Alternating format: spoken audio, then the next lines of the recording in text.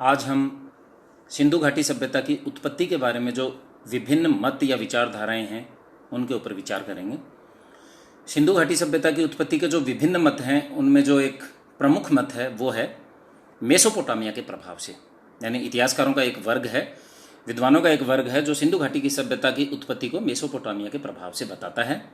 और इस विचार के जो प्रमुख प्रवर्तक हैं उनमें हैं Mortimer Wheeler, Gordon Childe, D Kosambi, Kramer, Leonard Woolley आदि।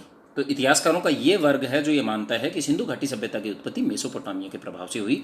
और मार्टिमर व्हीलर सिंधु घाटी सभ्यता को सुमेरियन सभ्यता का उपनिवेश भी बताते हैं। क्रेमर के अनुसार लगभग 2400 ईसा पूर्व में मेसोपोटामिया से लोग आए और उन्होंने यहाँ की परिस्थिति के अनुकूल अपनी संस्कृति में परिवर्तन कर सिंधु घाटी सभ्यता का निर्माण किया।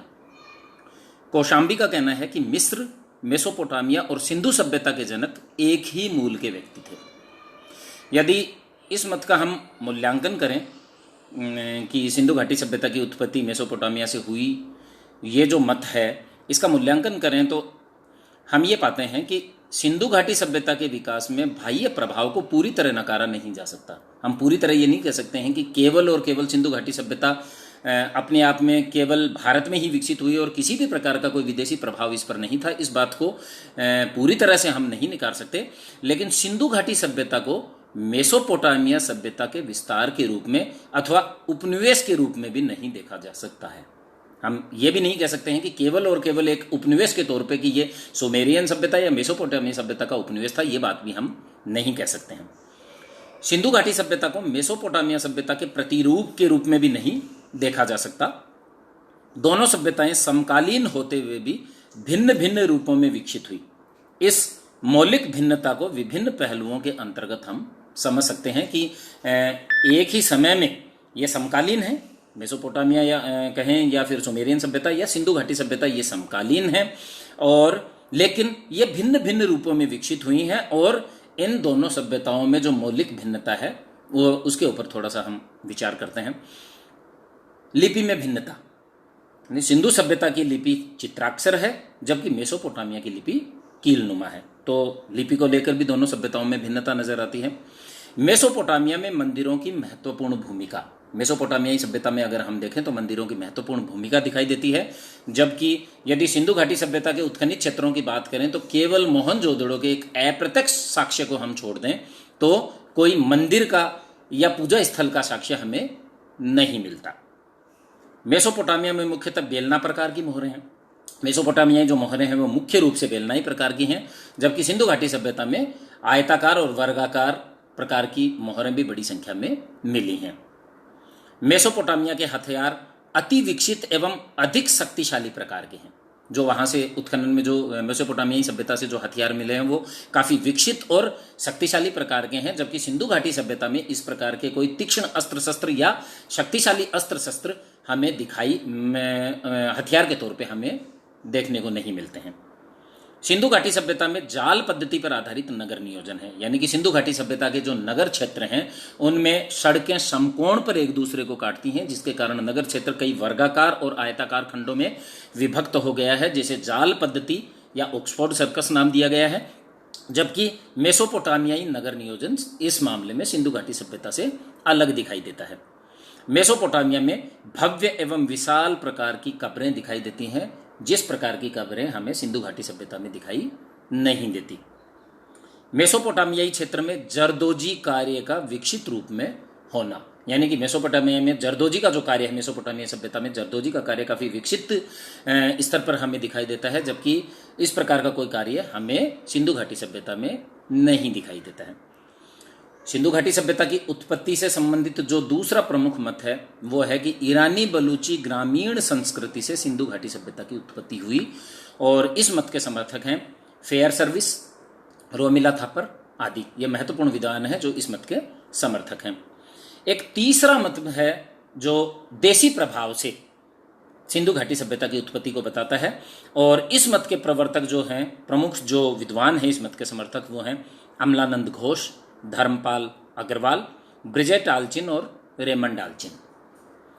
जिसमें आल्चिन के अनुसार सिंधु घाटी सभ्यता की उत्पत्ति भारत में ही हुई और यह आकस्मिक और प्रखर रूप से उद्भूत हुई। अमलानंद घोष के अनुसार सिंधु घाटी सभ्यता भारत में ही उद्भूत हुई और यह क्रमिक विकास का परिणाम है। तो इस प्रकार हम देखते हैं कि प्रमुख रूप से ये तीन मत हमारे सामने सिंधु घाटी सभ्यता की उत्पत्ति के संबंध में आते हैं। पहला मेसोपोटामिया के प्रभाव से, दूसरा ईरानी बलूची ग्रामीण संस्कृति से इसकी उत्पत्ति मानते हैं इतिहासकारों का एक वर्ग, और तीसरा जो वर्ग है वो कहता है कि देसी प्रभाव से सिंधु घाटी सभ्यता की उत्पत्ति को वो स्वीकार करता है।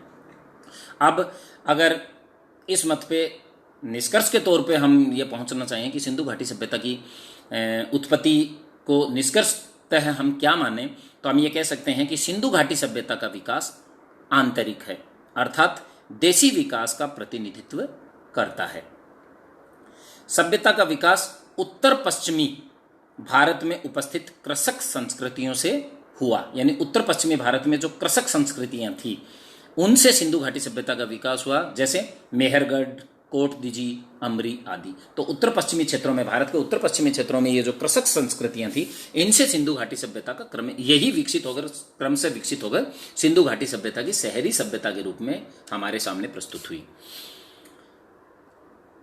इस प्रकार पूर्व कृषि समुदायों के विकास की पराकाष्ठा ही हड़प्पा सभ्यता है। यह एक दीर्घकालीन सांस्कृतिक विकास का परिणाम था जिसकी शुरुआत 6000 बीसी के लगभग हुई। विभिन्न पुरातात्विक साक्ष्य विकास के विभिन्न चरणों को दर्शाते हैं, जो इस प्रकार हैं। पहला है पूर्व हड़प्पा, यानी कि धीरे धीरे क्रमिक रूप से ये सभ्यता विकसित हुई।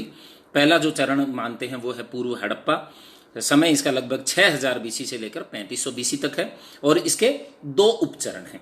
इसके पहले उपचरण के अंतर्गत जो विशेषताएं दिखाई देती हैं वो हैं अस्थायी बस्तियां, सीमित कृषि और पशुपालन। और पूर्व हड़प्पा का जो दूसरा उपचरण है इसके अंतर्गत स्थायी बस्तियां, मृद भांडों का विकास, सीमित दस्तकारी परंपरा आदि इसकी प्रमुख विशेषताएं दिखाई देती हैं। दूसरा जो चरण है, जो पूर्व हड़प्पा के बाद का जो चरण है वो है प्रारंभिक हड़प्पा, और इसका समय है 3500 बीसी से 2500 बीसी। इसके भी दो उपचरण हैं, इसके पहले उपचरण की जो विशेषताएं हैं वो हैं नई बस्तियों का उदय, तांबे का इस्तेमाल, मृद भांड जो क्षेत्रीय परंपरा को प्रदर्शित करते हैं, अन्नागार, व्यापार के विकास के साथ ही बस्तियों के चारों ओर प्राचीर। ये कुछ प्रमुख विशेषताएं हैं जो प्रारंभिक हड़प्पा के जो दो उपचरण हैं उसमें से पहले उपचरण की ये विशेषताएं हैं।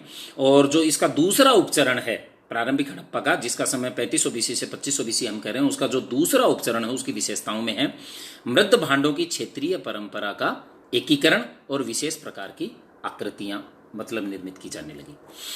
अच्छा, तीसरा जो हड़प्पा सभ्यता का, सिंधु घाटी सभ्यता का जो तीसरा चरण है, जो पूर्व हड़प्पा जो 6000 बीसी से 3500 बीसी है, प्रारंभिक हड़प्पा जो 3500 बीसी से 2500 बीसी तक माना जाता है, और विकसित हड़प्पा जिसका समय 2500 बीसी और उसके बाद का काल माना जाता है। और इस काल की जो विशेषताएं हैं उसमें शहरों का उदय, विकसित दस्तकारी परंपरा, लंबी दूरी का व्यापार, लिपि, हथियारों एवं औजारों के प्रकार, मृद भांडों के प्रकार, मुहरों एवं मनकों के प्रकार में एक रूपता आदि कुछ विशेषताएं हैं जो इस चरण में दिखाई देती है।